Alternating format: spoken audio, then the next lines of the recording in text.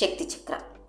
ఇది వాస్తులో మనకి 4 దిక్కులు 4 మూలలు మొత్తం 8 తెలుసు. కానీ వాస్తుని ఇంకా సులభంగా సూక్ష్మంగా అర్థం చేసుకుని మంచి ఫలితాలను బెస్ట్ రిజల్ట్స్ని పొందడం కోసము మహర్షులు ఆ 8కి మరో 8 సబ్ డివిజన్స్ని కలిపి మొత్తం 16 డివిజన్స్గా విభజించారు.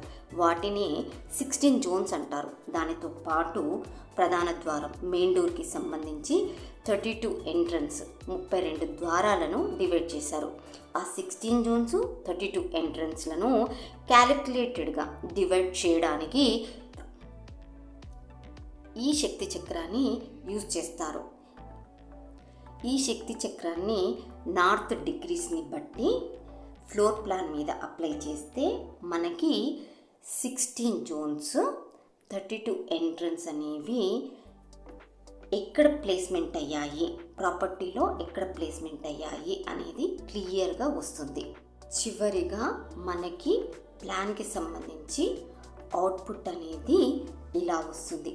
దీనినే గ్రిడ్ అంటారు.